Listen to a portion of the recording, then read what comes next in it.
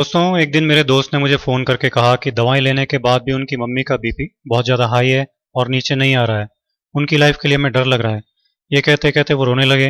मैंने कहा चिंता मत करो, मैं एक नुस्खा बताता हूँ, उसे तुरंत बनाकर दो। और एक एक्यूप्रेशर भी बता देता हूँ जो कितना भी बीपी हाई हो जाए तुरंत काम करेगा और 5-7 मिनट में ही बीपी नॉर्मल आ जाएगा।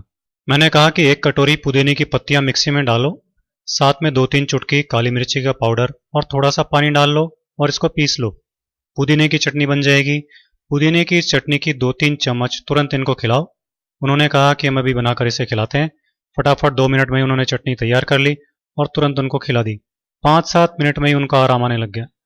तब वो मुझसे कहने लगे कि पुदीने की चटनी कभी कभी हम खाते हैं, पर ये इतनी ज़बरदस्त दवा है हमको मालूम नहीं था।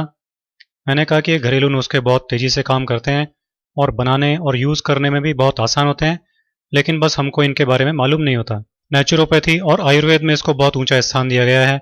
अब आप ऐसा करना कि अभी तो हर 2 घंटे से एक एक चम्मच ये पुदीने की चटनी को खिलाना और फिर कल से दोनों टाइम खाना खाने के साथ इसे खिलाना। इससे बीपी नॉर्मल रहेगा, बढ़ेगा नहीं।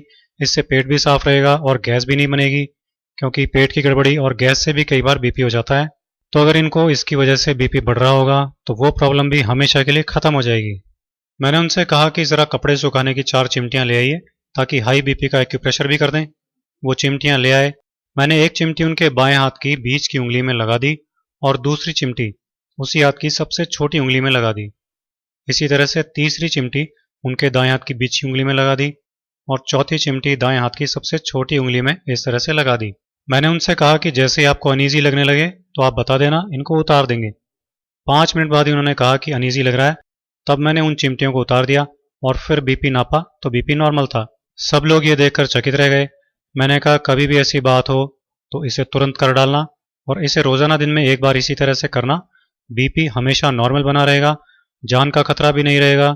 सबकी आंखों में आंसू थे, लेकिन वो खुशी के आंसू थे, क्योंकि उनकी माँ की जान अब खतरे से बाहर थी। तो दोस्तों, आप भी हाई बीपी के इस बेहद आसान इलाज को यूज कीजिए, अपनी लाइफ सेव कीजिए और लाइफ बढ़ाइए। दोस्तों, हमारे इस चैनल को सब्सक्राइब कीजिए और फिर इस बेल आइकन को क्लिक कीजिए, जिससे हमारा नया वीडियो आप तक सबसे पहले पहुंच सके।